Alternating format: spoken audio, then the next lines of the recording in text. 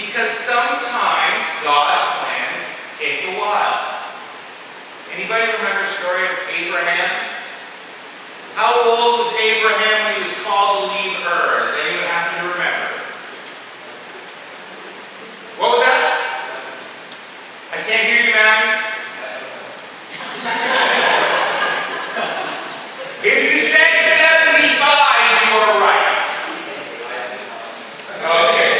Does anyone remember? And he was said, "Come, and I will take you to this land, and you're going to have many children, and be the father of many nations." How old? Does anyone remember how old he was when Sarah and he had Isaac? 200 years old? No.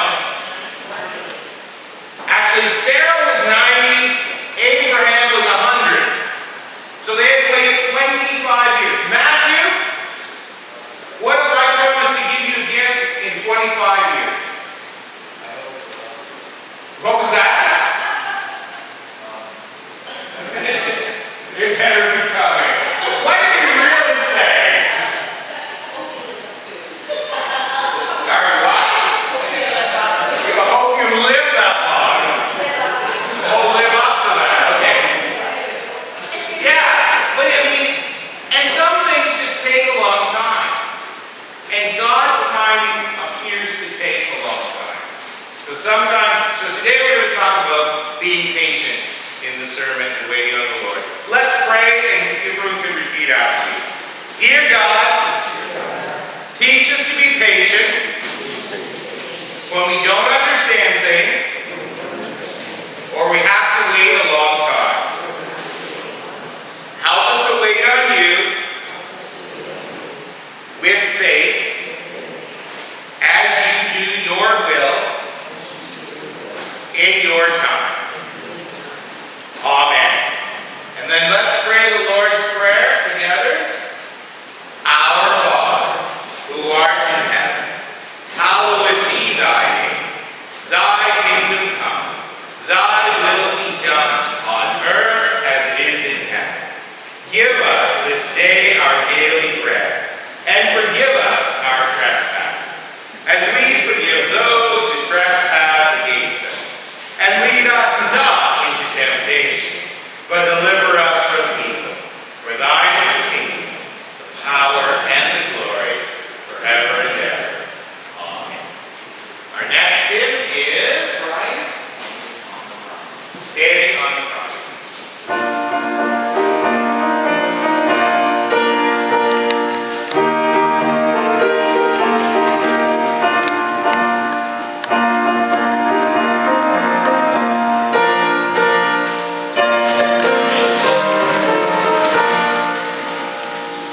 Standing on the promises, through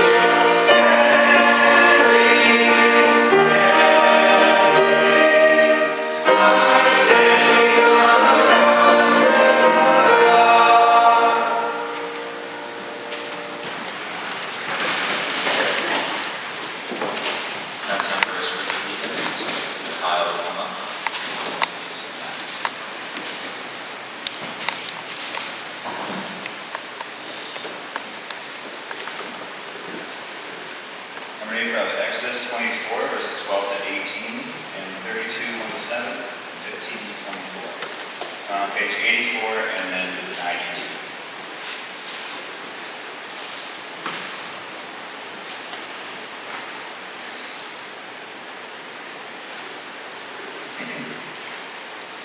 The Lord said to Moses, "Come up to me on the mountain and stay here, and I will give you the tablets of stone with the law and commands I have written for their instruction."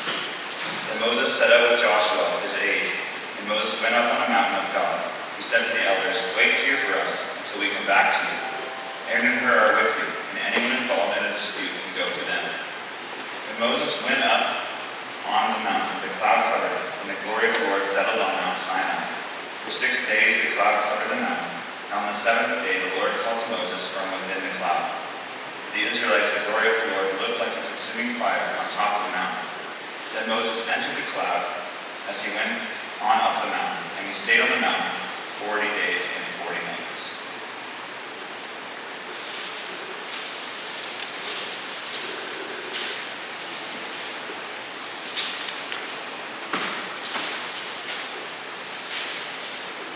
When the people saw that Moses was so long in coming down from the mountain, they gathered around Aaron and said, "Come, make us gods who will go before us.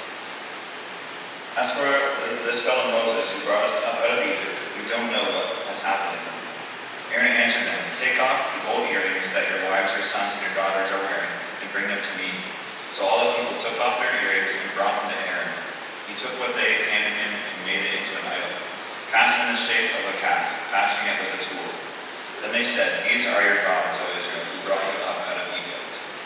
When Aaron saw this, he built an altar in front of the calf and announced, Tomorrow there will be a festival to the Lord." So the next day the people rose early and sacrificed burnt offerings and presented fellowship offerings. Afterward they sat down to eat and drink and got up to indulge in revelry. Then the Lord said to Moses, "Go down, because your people whom you have brought up out of Egypt have become corrupt."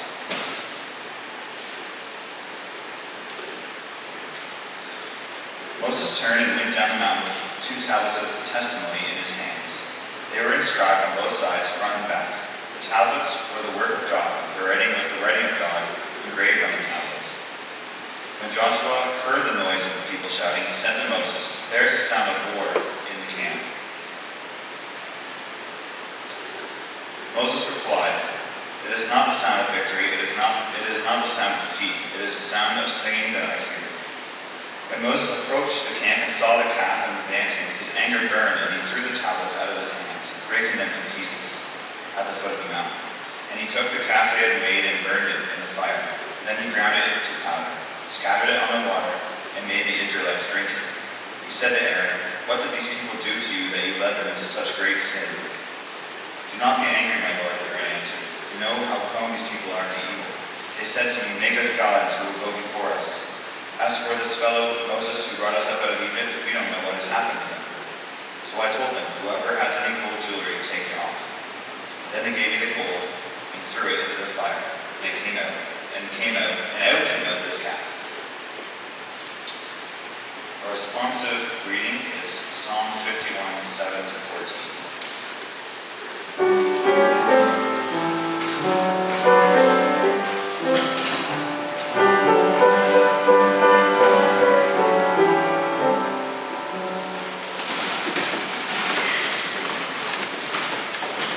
Cleanse me with hyssop, and I will be clean. Wash me, and I will be whiter than snow. Let me hear joy and gladness. Let the bones you have crushed rejoice. Hide your face from my sins, and blot out all my iniquity. Create in me a pure heart, O God, and renew a steadfast spirit within me. Do not cast me from your presence, or take your Holy Spirit from me. Restore to me the joy of your salvation, and grant me a willing spirit to sustain me. Then I will teach transgressors your ways, and sinners will turn back to you. Save me from blood guilt, O God, the God who saves me, and my tongue will sing of your righteousness.